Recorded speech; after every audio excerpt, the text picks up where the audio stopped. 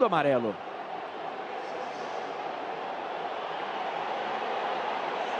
Por se jogar, ó. Por se jogar. Não deu pra nós não, mas passou perto aí, a gente quase venceu o jogo. O Palmeiras jogou muito bem, muito bem.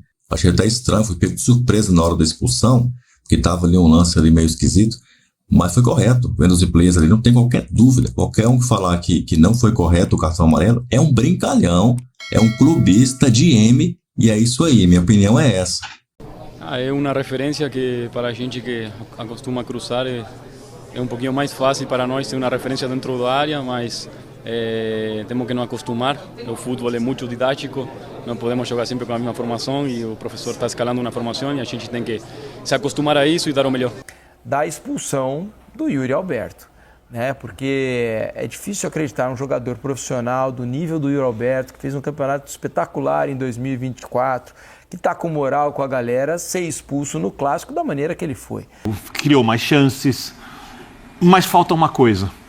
Quando você joga muito pelos lados, você precisa ter em sincronia com os ataques pelos lados, muitos jogadores entrando na área e muitos jogadores na entrada da área. O que claramente não aconteceu em vários momentos. Ou seja, a ideia do Abel, que funcionou para o controle de jogo, foi incompleta. Óbvio que o Palmeiras poderia ter ganhado assim mesmo, porque criou mais chances, porque perdeu o pênalti.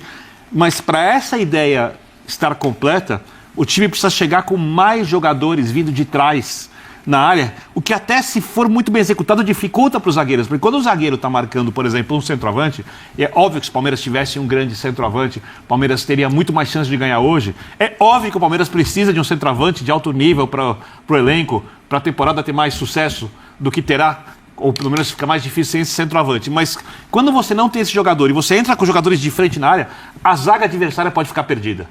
Você não sabe se é um jogador volante que acompanha, se é o zagueiro que marca. E esse último movimento, claramente o Palmeiras não conseguiu fazer. Se o Abel treinou e apareceu no treino, não sei porque eu não vejo o treino. Se os jogadores não entenderam, não sei. Eu acho que o Abel pediu.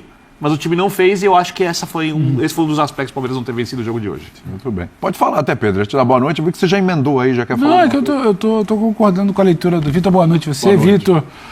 Calça, Léo, o fã de esporte que a gente em casa. Eu concordo com a leitura do Vitor. Não precisa ser repetitivo do que ele falou desse momento do que faltou. É que eu acho que é um primeiro Palmeiras e Corinthians no ano. A gente vai voltar naquele papo de ontem do Calçade, né? Embora o calendário nos faça querer acreditar que já estamos no 7º mês, a gente ainda está só no primeiro mês, de 8, 9 jogos, mas ainda é o primeiro mês.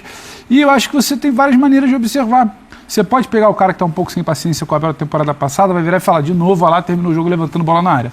Você pode olhar para o cara que talvez não tenha tanto ranço do Abel e queira observar de um outro jeito, virar e falar, ele testou uma formação mais móvel no fim de semana, hoje mantém a formação móvel, entra com naves, protege, mas faltou assim talvez no segundo tempo. Mas no primeiro tempo, que era essa coisa de arrastar e confundir, eu acho que o Palmeiras confunde muito bem a marcação do Corinthians.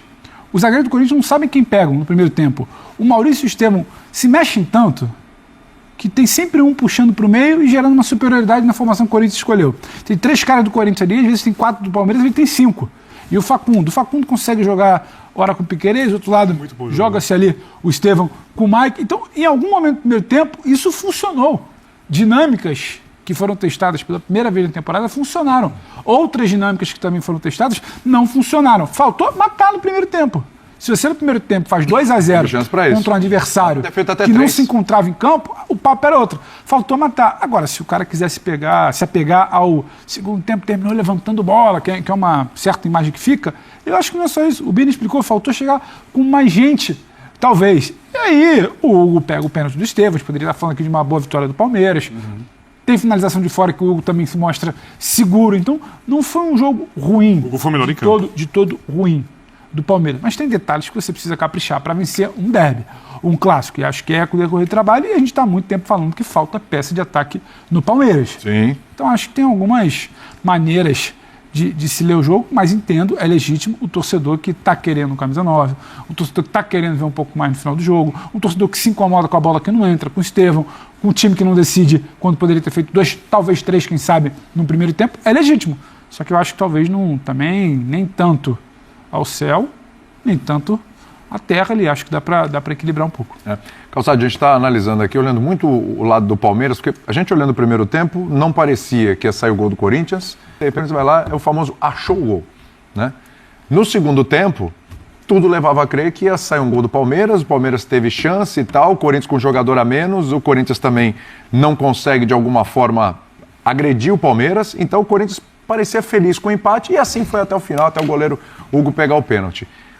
Tem nenhum mérito do Corinthians nesse empate? Segurar esse resultado com o Palmeiras jogando fora de casa? É tudo mais do prisma do Palmeiras? Faltou para o Palmeiras que errou, o Palmeiras que perdeu para ele mesmo? Ou empatou com ele mesmo? Bom, boa noite. Boa noite. Acho que a pergunta é ótima, porque dependendo, se você olhar para o Palmeiras e aqui a gente vai fazer uma lista de problemas que o Palmeiras tem, vai parecer que sim. Que ele, se ele fosse diferente, ele teria ganhado do Corinthians. Diferente, digo, é ter um centroavante. Na hora que você pega a movimentação do Facundo Torres, do Maurício e do Estevão, você tem um arco assim. Eles não têm a área. Então, o time trabalhando muito fora da área, estando de fora da área também. Então, corpo inclinado não conta, é diferente do impedimento. Impedimento você considera a parte mais próxima da linha de fundo, né? E na cobrança de penalidade, não. É a parte que estiver tocando a linha da grande área. Se o pé do jogador estiver tocando a linha, após o rebote, a defesa do Hugo, ele tem impacto. Se ele tem impacto, tem que voltar a penalidade, mesmo que o jogador do Palmeiras também esteja invadindo. Se ambos estiverem invadindo, tem que voltar a penalidade sim, e isso também é lance de VAR. Se o VAR checou, o VAR tem que falar assim, olha, tinha invasão, o jogador gerou impacto na ação depois do rebote do goleiro, tem que voltar a cobrança. Se o pé dele não está tocando a linha e só o corpo está projetado, não há infração de invasão. Então, assim, o que a gente precisava? De uma imagem que realmente mostra. E o VAR tem. Então, que é exatamente na linha da grande área, né? Precisava da câmera bem ali na linha. Por esse ângulo, mesmo não sendo o melhor, parece que a chuteira dele está antes da linha, né?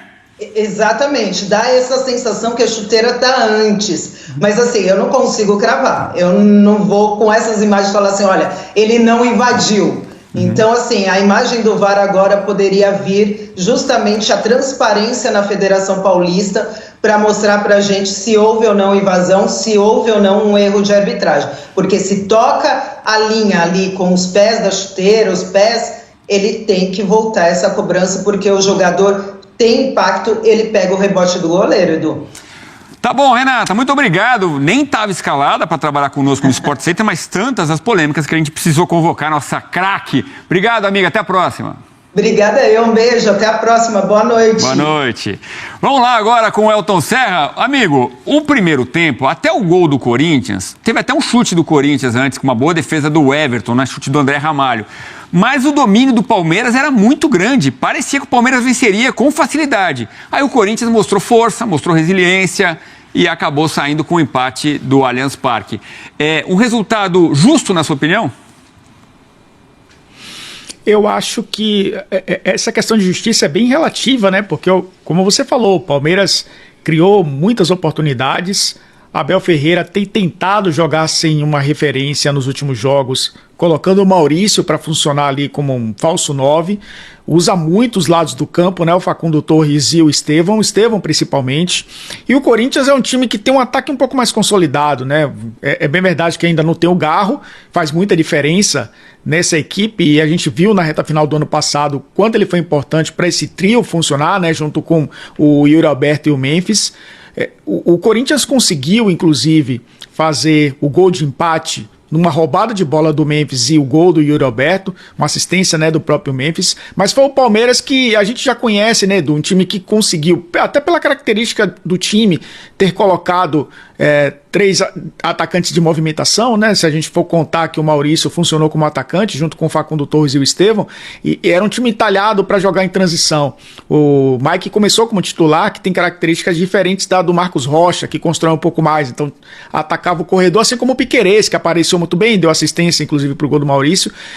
Eu acho que o Palmeiras teve mais volume, teve mais oportunidades, o Corinthians foi eficiente, quando teve um a menos se fechou e tentou sair nos contra-ataques. Então eu acho que falar de justiça é bem relativo, né? Eu acho que no fim das contas é eficiência que ganha jogo. O Palmeiras tem sido muito eficiente nos últimos anos.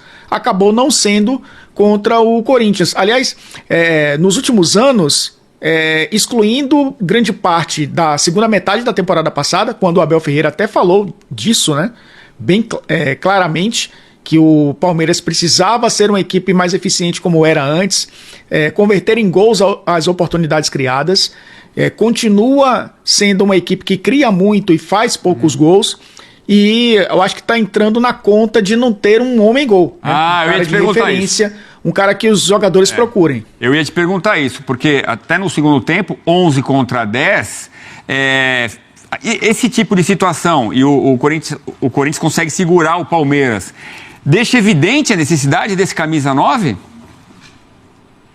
Sim, já deixava muito antes, não é, Edu? A gente olha para o Palmeiras que tem um processo, talvez, bem consolidado de jogo coletivo, e isso é o grande destaque dessa equipe. Nessa temporada, mudanças até no perfil de contratações, trazendo jogadores mais conhecidos, mais caros, inclusive, tentando jogadores mais caros. Trouxe o Paulinho, que está se recuperando ainda de cirurgia, um jogador que vai ser importante quando ficar à disposição, mas não é um homem-gol, não é o cara para jogar como referência. O Palmeiras tem procurado um jogador nessa posição, e o Abel Ferreira deixou claro isso numa dessas coletivas já no início do ano, né? O time precisa de um jogador para funcionar dessa forma. Já que ele fez uma comparação com o Jürgen Klopp há algumas semanas, vou fazer uma outra comparação com um time que também fez muito sucesso no seu país, né, nos últimos anos, que foi o Manchester City na Inglaterra. Passou algum tempo, Edu, jogando sem referência. É bem verdade que nesse período o Palmeiras teve o Daverson, né? O Palmeiras teve vários outros jogadores funcionando ali, o próprio Flaco Lopes na última temporada tendo oportunidades, mas na maioria das vezes jogando com atacantes de movimentação. O City se viu na necessidade de ter uma referência, né? Foi buscar a referência, né? Foi buscar o Haaland até para mudar a sua forma de jogar. Eu acho que o Palmeiras está vivendo um processo também de encontrar uma nova forma de jogar, com uma referência mais confiável. Então, precisa sim. Ficou mais uma vez claro hoje. Então, vamos lá. O jogo aconteceu, meu irmão, no Allianz Parque, uma chuvada lá, o jogo estava esquisito, né, para começar, aquele lamaçal, vamos dizer assim, né, aquela água toda no Allianz Parque, aquela grama esquisita lá, até que adiou meia hora, mas a bola rolou finalmente, o Palmeiras amassou o Corinthians os dois tempos, no primeiro foi uma coisa absurda, no segundo também. Bom, deixe sua opinião, quero ver o que você tem a dizer sobre esse lance aí. Fomos roubados ou não fomos? Manda o papo aí. Mais um vídeo pintando aí, né, provavelmente, então, avante palestra.